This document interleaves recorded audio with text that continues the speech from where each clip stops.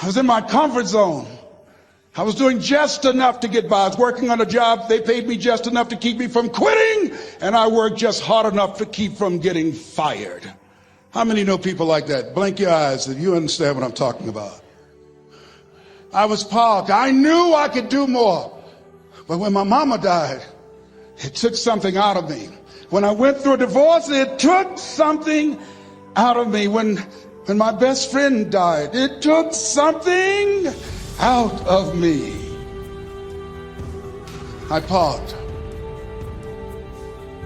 And somebody said that life is like an onion. You have to peel it one layer at a time. And sometimes you cry. Life's going to happen to you when you have a dream. You're going to get slapped around. And don't take it personal. Don't ask, why did this have to happen to me? Why not you? Who would you suggest? You want to give us some names, some email addresses? And don't tell everybody. 80% don't care, and 20% glad it's you. It's called life. Suck it up and move on. Get over it.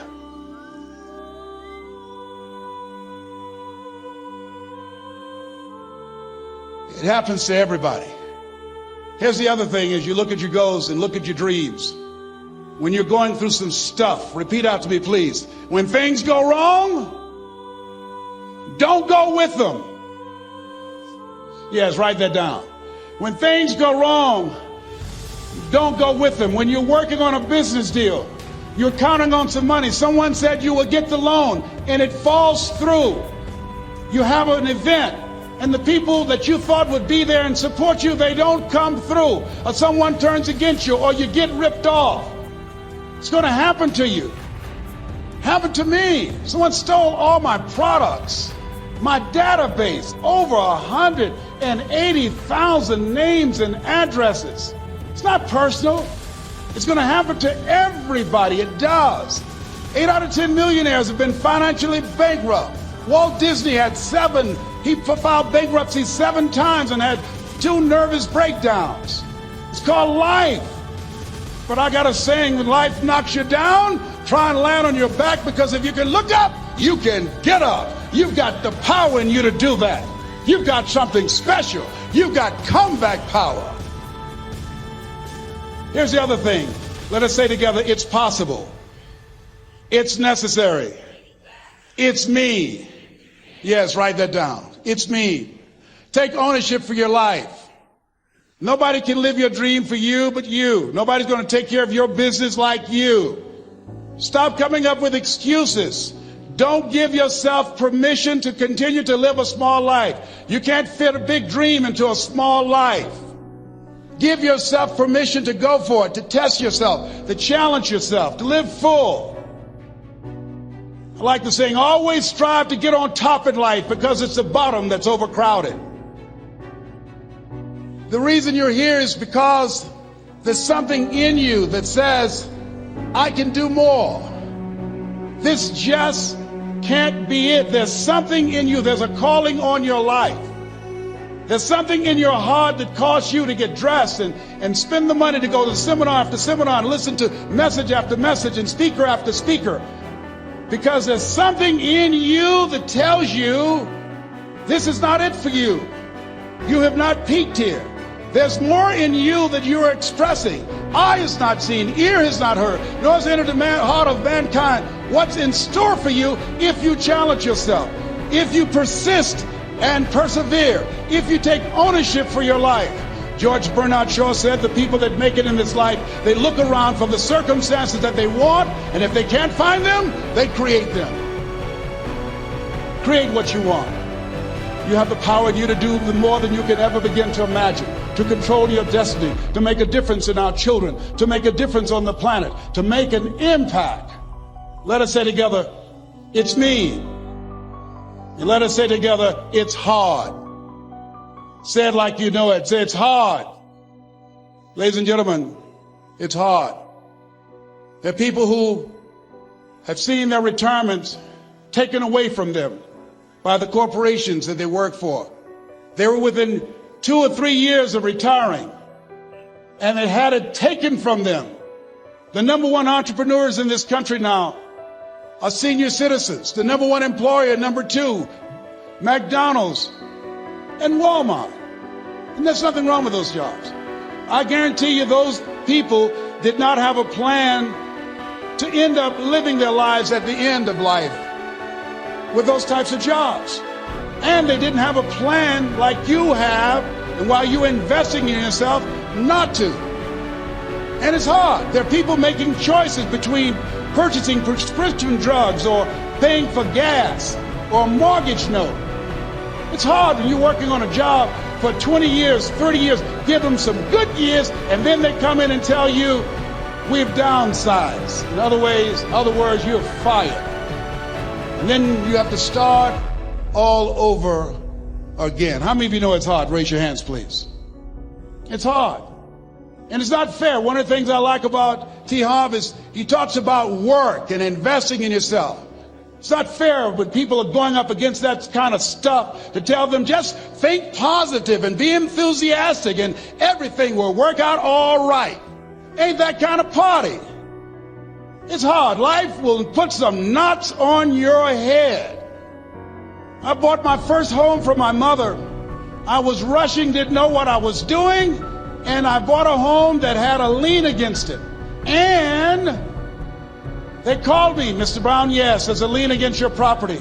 We need $55,000 if you're going to stay there. Wait a minute, sir. I just bought this home.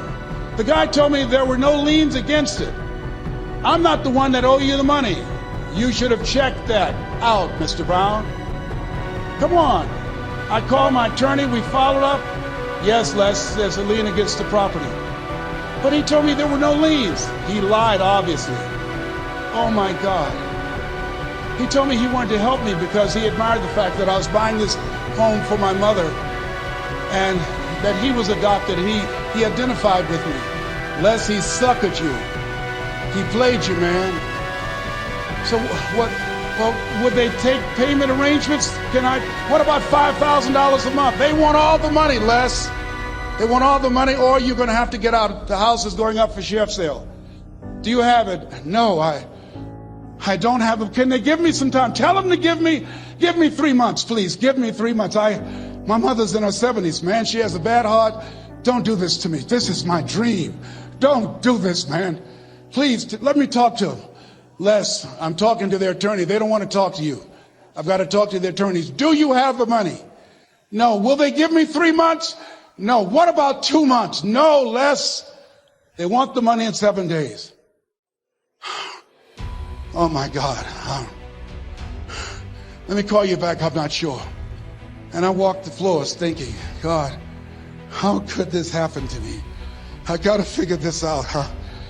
I got to figure this out. It seemed like the days were just ticking off.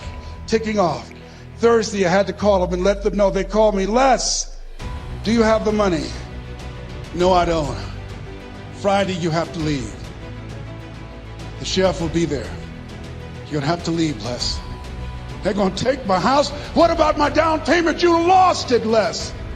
You lost it. Okay. I got to go. Yes. I prayed, Lord, please, if you show me that you're real, if you're really real, you think Paul worked for you, you haven't seen anything. Don't let me lose this house and watch what I'll do for you. I was trying to cut a deal. Have you ever tried to cut a deal? It's amazing how spiritual you get when you get in trouble. You know what I mean? When I was diagnosed with prostate cancer, I was going to bed with the Bible and the Holy Quran and Science of Mind and Joel Goldsmith, everything I could find. I was praying to Jesus, Yahweh, Melchizedek, everybody. I was calling on everybody. It's amazing. And here I was walking the floor at 3 o'clock in the morning, and I had to go and wake my mother up. I got on my knees and I said, Mama, I need you to wake up. She said, what's wrong, Leslie? I can hear you walking back and forth. I'm not asleep, son. I said, there's something I need to tell you. She said, your eyes are red. Why are your eyes red? Because I feel so stupid now. Why? we got to move tomorrow. Why, Leslie? There's a lien against the property and they want $55,000 and I don't have it. And we're going to be set out tomorrow. We have to go back to Liberty City. So she said, it's okay. I don't like this house anyhow. I said, why? She said, because of my arthritic knees, it hurts my knees when I go up the steps. I said, and why didn't you tell me? Because you were so happy. I just said it because you were happy. I'll live in a shack with you, boy. I love you. It's not the house. I love you. I love all my children. I said, thank you, Mama. Thank you. And the next day when we were in the truck going back to Liberty City and we pulled down 68th Terrace, the neighbors came out and said, wow, Mamie, y'all coming back? Are you back? Yes. What happened to the home your boy bought for you? Those boys you adopted. Leslie didn't do a title search. He made a mistake. And boy, I was so humiliated. How many ever made a mistake that you were just humiliated? Raise your hands. I was devastated. I was taking the furniture off the truck and my mother came and I was crying and she said, boy, I said, yes, ma'am. She said, hold your head up. I said, Mama, I can't. She said, hold your head up. I said, why? Look what I've done. She said, it's okay. It's okay. You are going to make a lot of mistakes in life, young man. You're going to fail your way to success. You have nothing to be ashamed of. Keep your head up and take that furniture back in the house. I said, yes, ma'am. And I learned something from that. If you ever go through something, hold your head up. If you ever make a mistake, hold your head up. If you ever do something that everything goes wrong, life catch you on the blind side, hold your head up. It's not over. Goethe said, that which does not kill you will make you stronger. Hold your head up. Shake someone's hand on your right and left and say, hold your head up.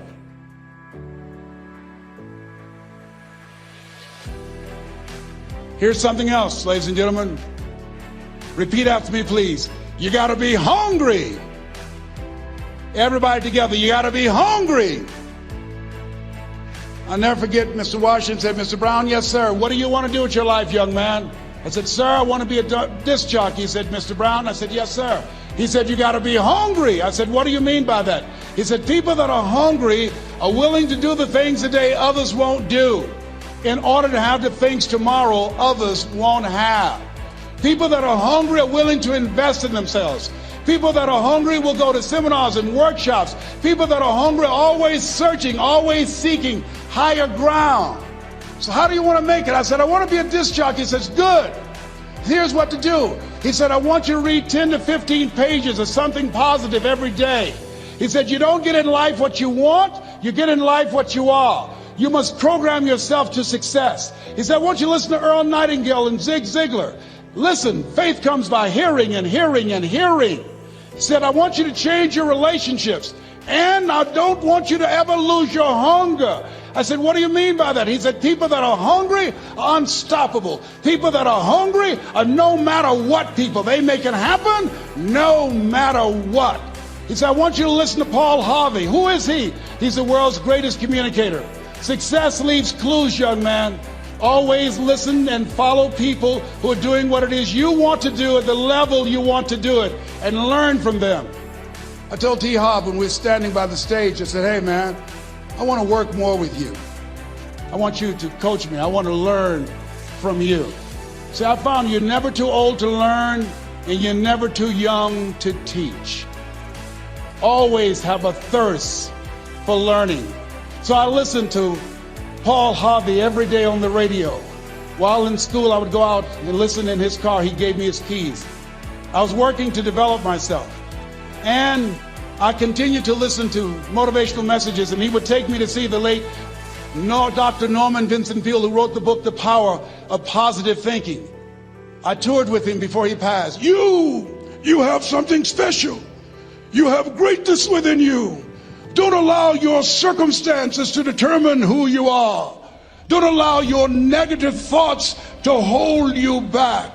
You have something special. You can do more than you can ever begin to imagine. Dr. Peel was an incredible man. I admired him. When he spoke, he gave me goosebumps. I can feel him in my heart. And I never forget, we were coming back to the school, and Mr. Washington said, Mr. Brown, yes, sir. When Dr. Peel spoke, you didn't move. When he spoke, you were hanging on every word. When he spoke, we didn't have to tell you to sit down and be quiet. Why? I said, sir, I could feel him when he talked. I felt like he was talking to me, sir. He said, he was. I said, but he doesn't know me, but he was speaking to you. Did you feel him in your heart? I said, yes, sir. He said, most people feel him in their head. If you felt him in your heart, he said, listen to him, son.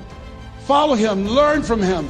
And I would go to seminars and workshops. Anywhere I would find where Dr. Peel was, I would be in the audience.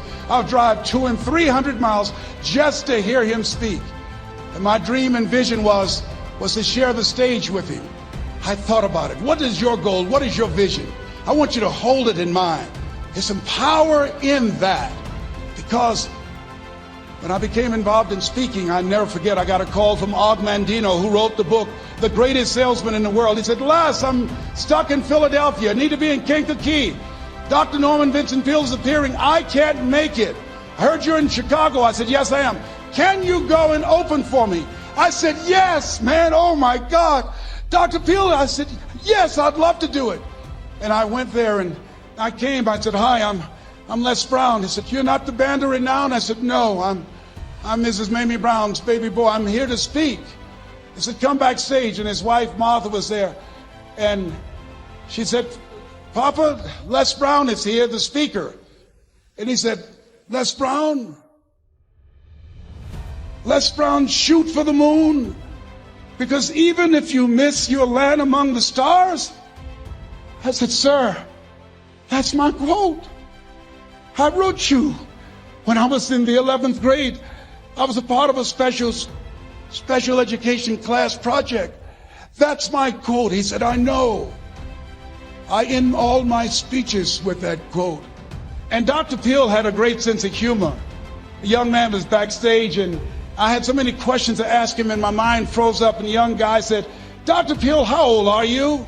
And he was up in age. He said, Sonny, I'm 92. The young man looked at him and said, I don't know if I want to live to get 92.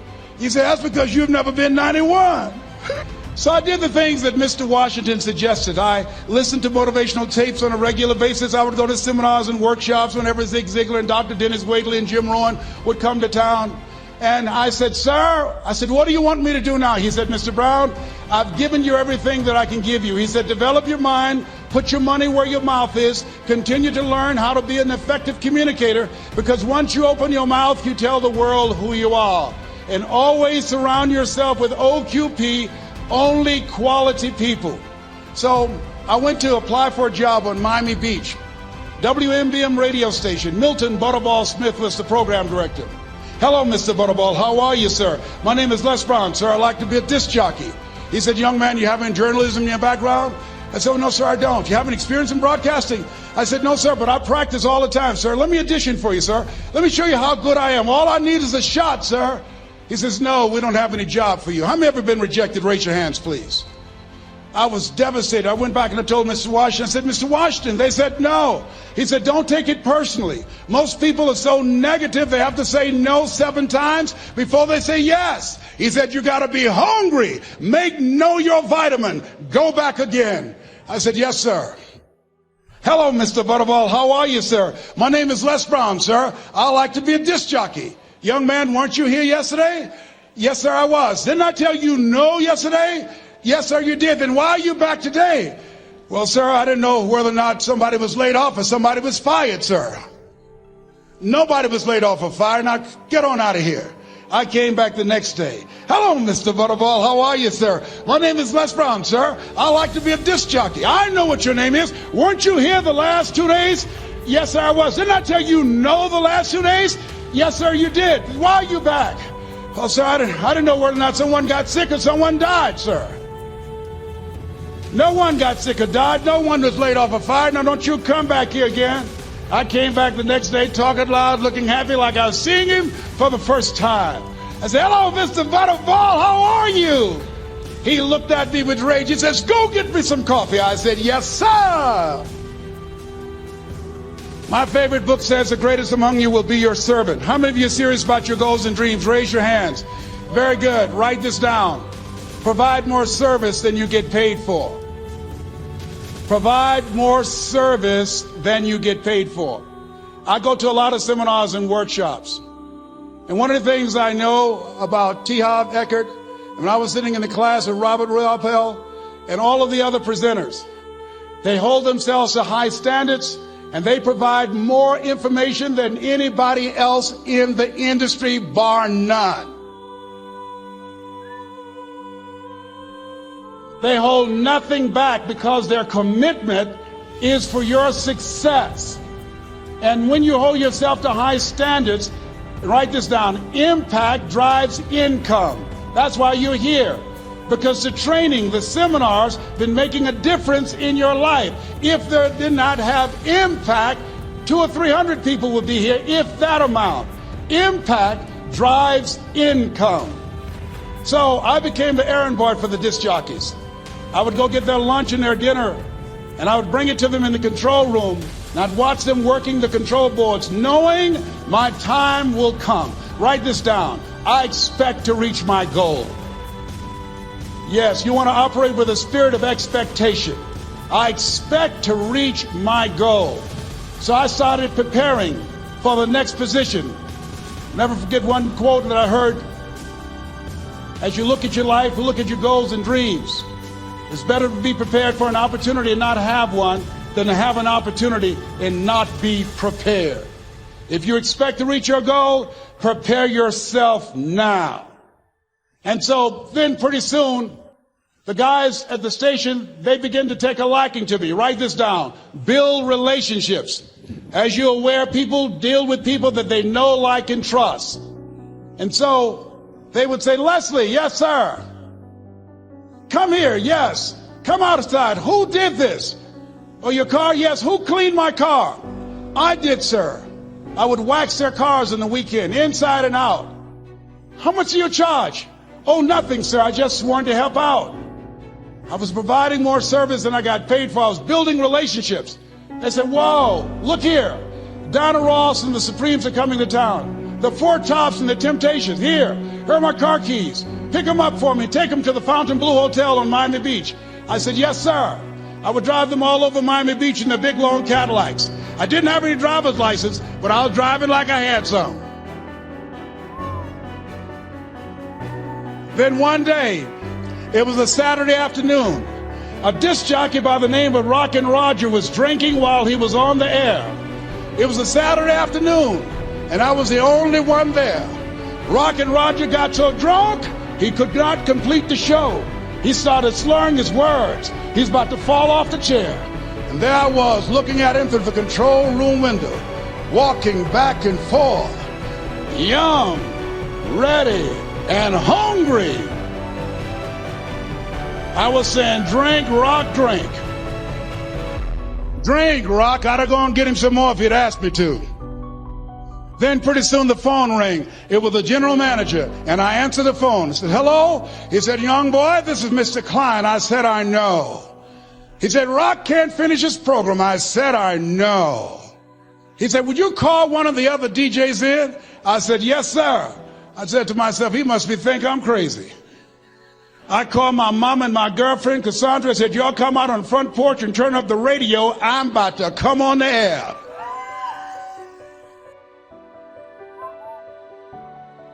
I waited for about 20 minutes, and I called him back.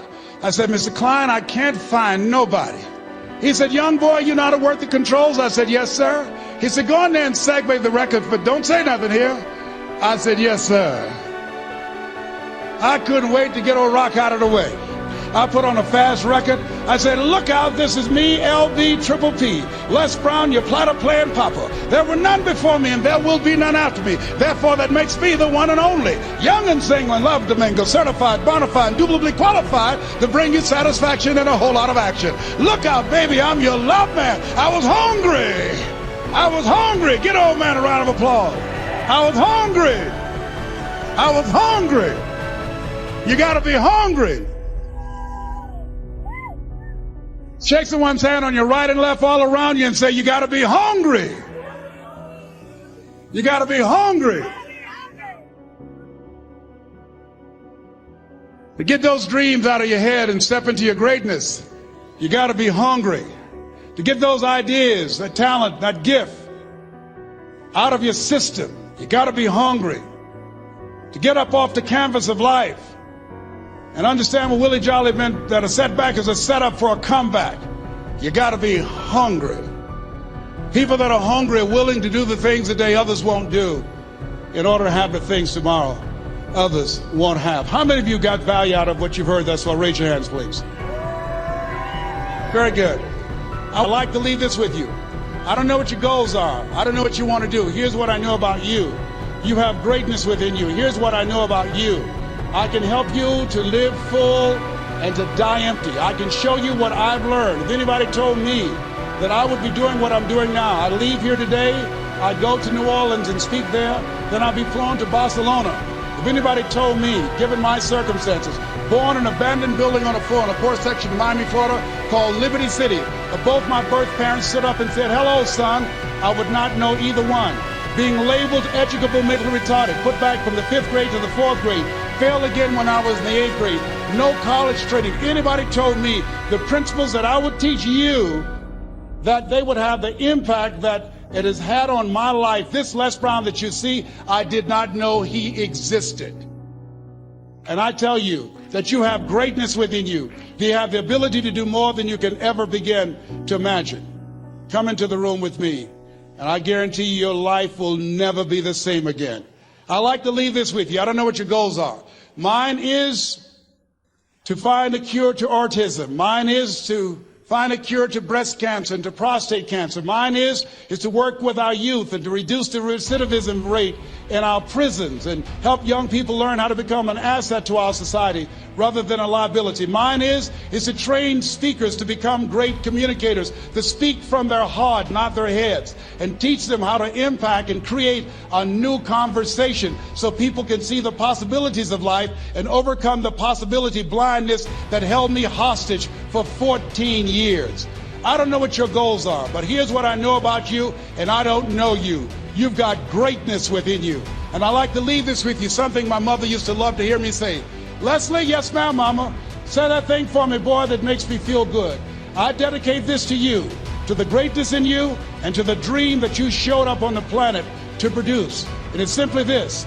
If you want a thing bad enough to go out and fight for it, to work day and night for it, to give up your time, your peace, and your sleep for it, if all that you dream and scheme is about it, and life seems useless and worthless without it, and if you gladly sweat for it and fret for it and plan for it, and lose all your terror of the opposition for it, and if you simply go after that thing that you want with all of your capacity, strength and sagacity, faith, hope, and confidence, and stern pertinacity,